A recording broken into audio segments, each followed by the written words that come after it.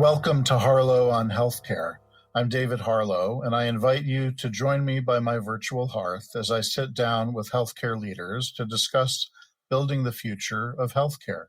Today, my guest is Jenny Schneider, MD, MPH, founder and CEO of Homeward, a company focused on improving access to high-quality, affordable, comprehensive care in rural communities.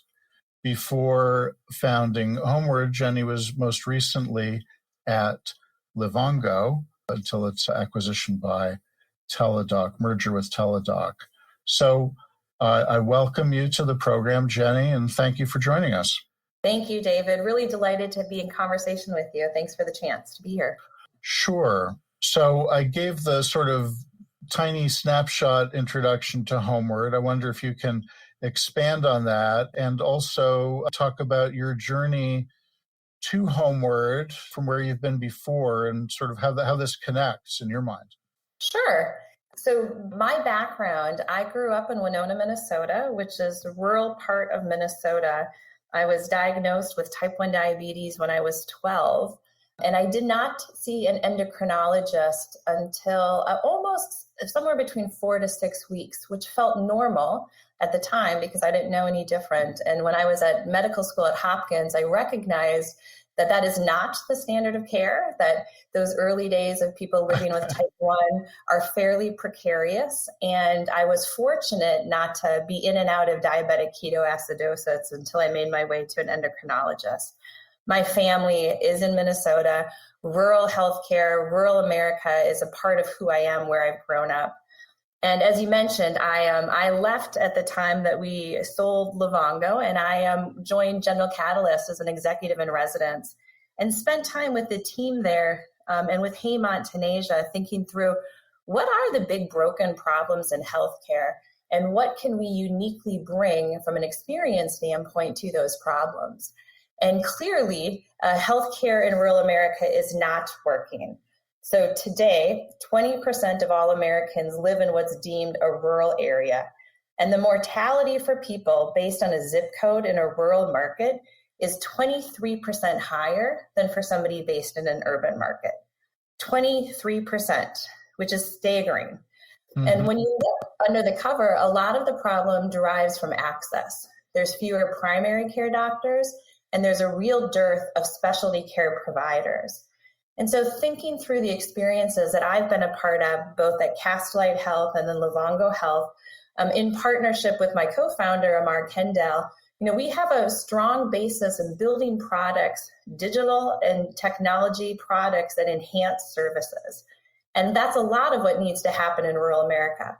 It's not the only thing, however, because if you deliver healthcare through those services in a fee-for-service structure, the care is not sustainable.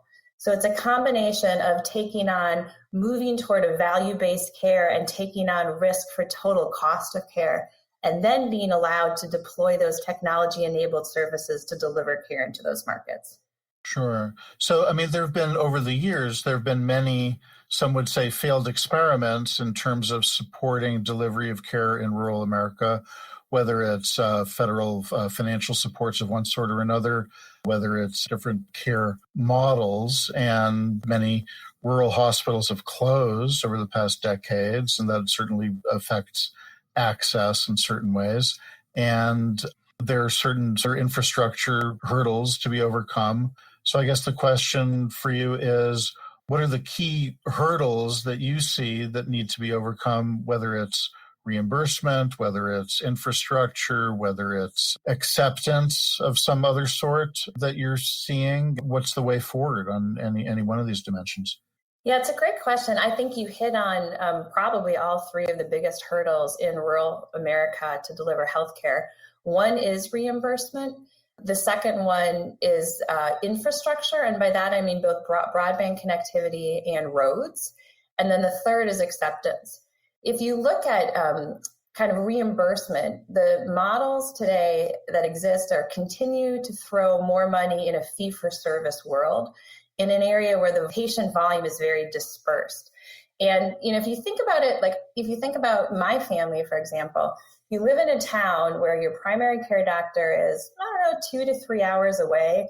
The bulk of the town works as an hourly wage worker, and you're asked and expected to travel 2 to 3 hours for a 15-minute visit. And you've given up, half or most of your paycheck for that day. And so it's not actually an irrational decision to not go. If you put yourself in that scenario, you may not decide to go seek healthcare. So the reimbursement. Right. It could take that long driving downtown in Boston. That's fair. That's fair. That's fair. But you start to see it, so there's a lot of people that are not being seen or taken care of until the crisis hits, until they have a, heart attack or, episode of COPD where they can no longer breathe and they seek emergency care. There hasn't been an alignment of incentives, of economic incentives to care for people over time and own both the outcomes of the care as well as the cost. So that's one in terms of reimbursement. The second is infrastructure.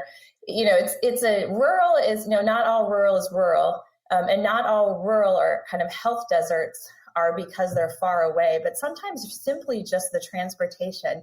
A lot of rural America does not have public transportation options or very limited public transportation. Again, if you're looking at the socioeconomic of the population in these markets, it's lower than in urban markets. So it's not as easy. So the drive is longer, and it's not as easy to get to. The second is broadband connectivity. And this is, I think, a big reason why many people have not entered urban markets is because they're waiting for everybody to be able to be connected through broadband. What's happened in the last 5-ish years, and Livongo was one of these companies, there's a whole host of technology that's cellular enabled. And so it works without broadband connectivity. You still need cell towers, and granted, there are some spots without cell towers, but cellular connectivity is much more widespread than broadband. More cellular than broadband. That's right. I wonder, DCC broadband last mile, is that years away from your perspective, decades away, or is that something that can reach people sooner than that? So I think broadband connectivity is moving. There's big federal grants happening right now under Biden. I don't think you have to wait for broadband connectivity. And this was one of our theses in entering rural market now. You can deliver technology-enabled services through cellular connectivity, period.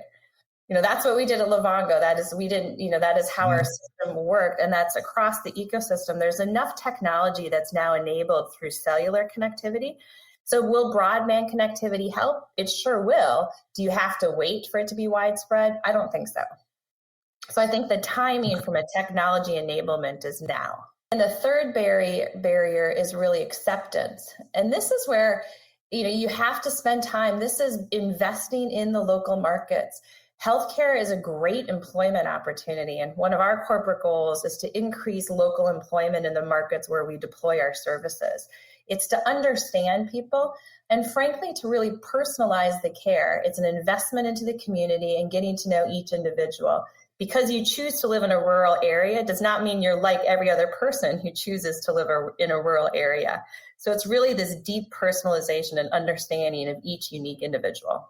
Where do you see the opportunity or the need to dig in or where to connect? What's your view of your place in the ecosystem? Is it a bridge between existing primary care physicians and patients, or is it something else? So Homeward Health is entering rural markets as an in-network provider, and we're taking care of Medicare-eligible beneficiaries. We're partnering with the payers in that market to own the responsibility for clinical outcomes and total cost of care. Okay. Then that requires a deep partnership with local providers, right? Yes. Our goal is to not compete with local providers at all. If the issue to solve healthcare in rural America is more access, competition for access is probably not the right solution.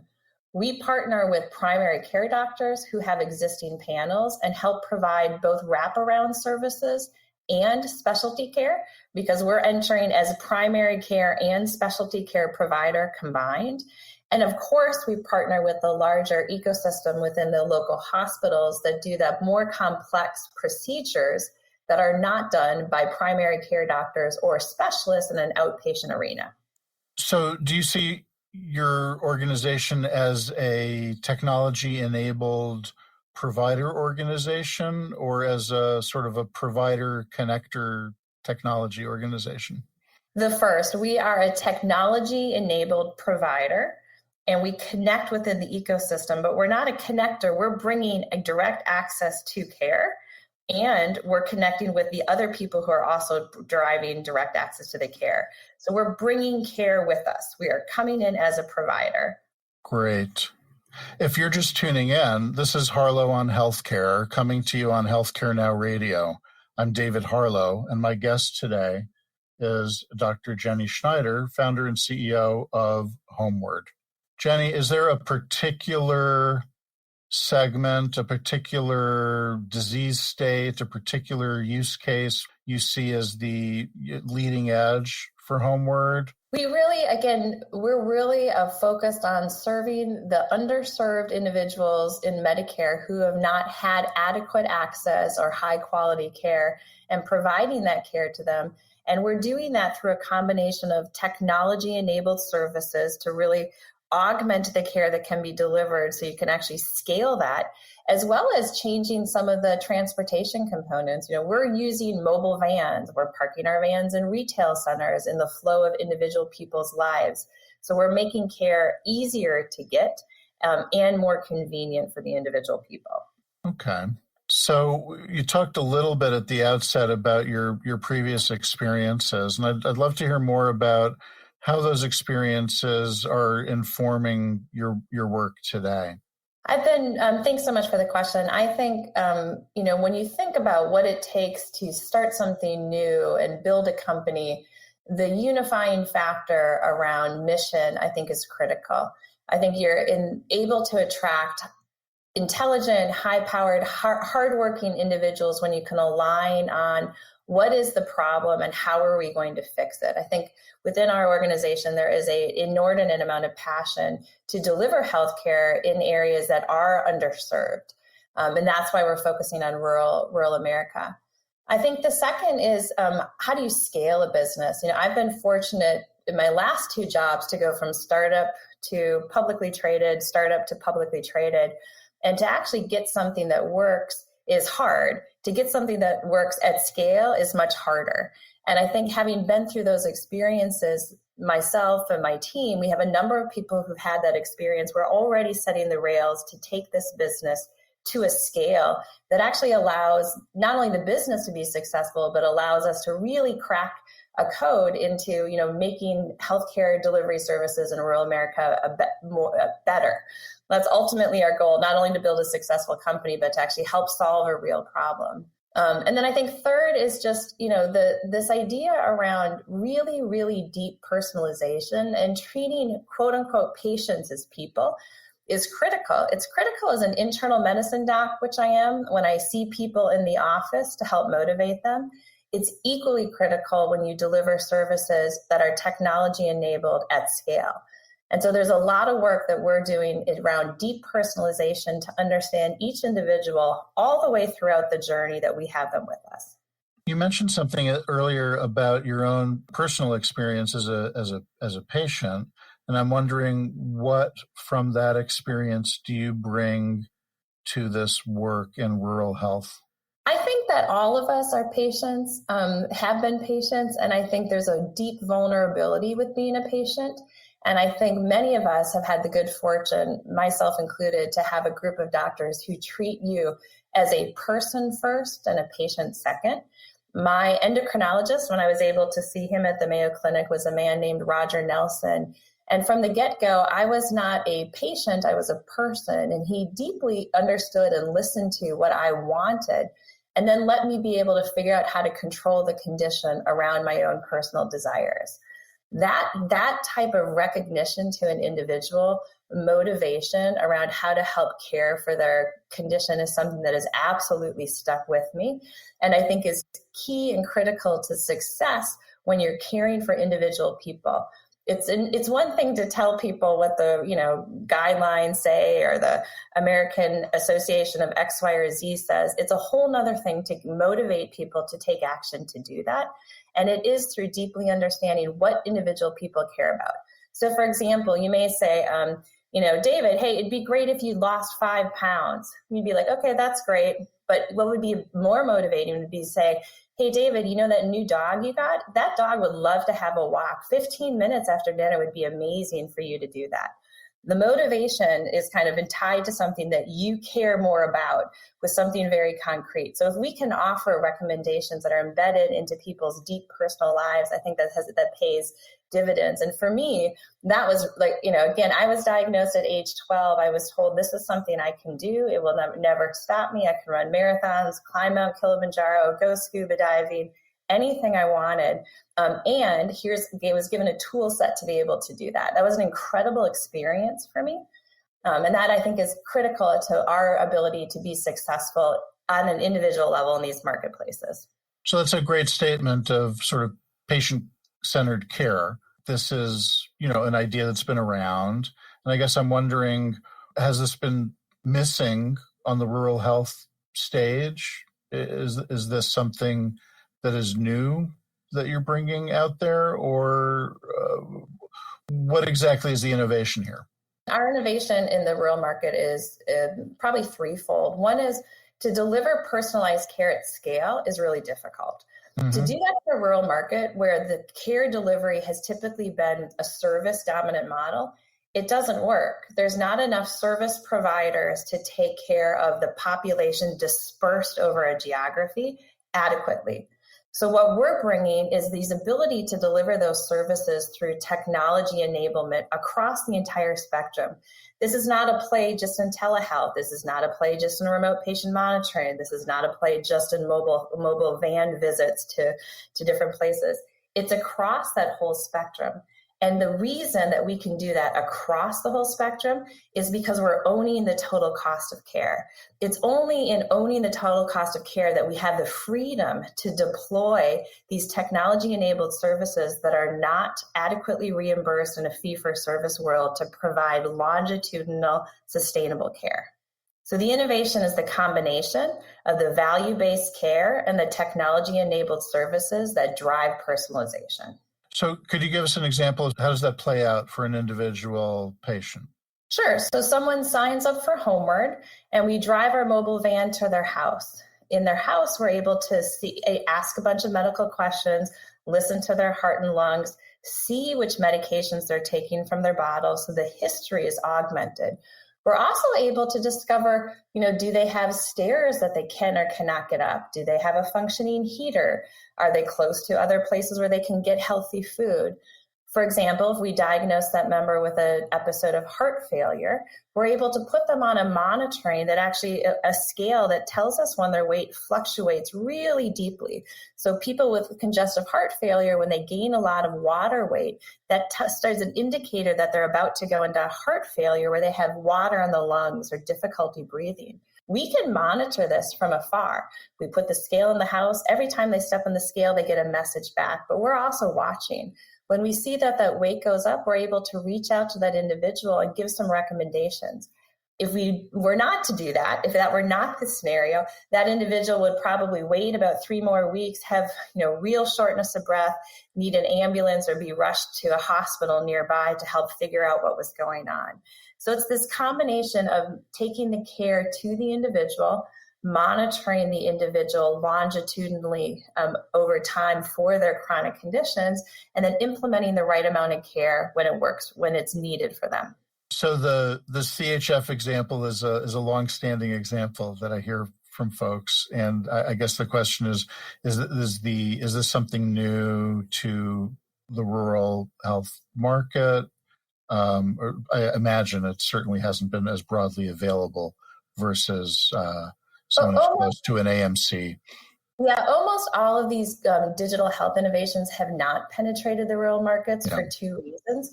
Mostly because they're dependent on broadband. That's been a switch recently. And the reason that like a CHF solution alone, if our company were only delivering a CHF solution, we would not be successful at bending the curve, quality and cost curve in individuals in rural markets. We're looking at a population of people greater than 65. Congestive heart failure is one diagnosis.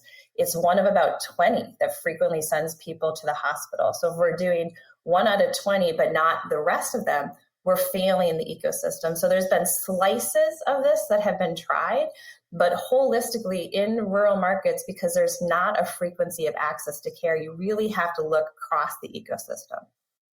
Jenny, I would like to hear from you how Homeward, how your community partners, how your patients have experienced the pandemic.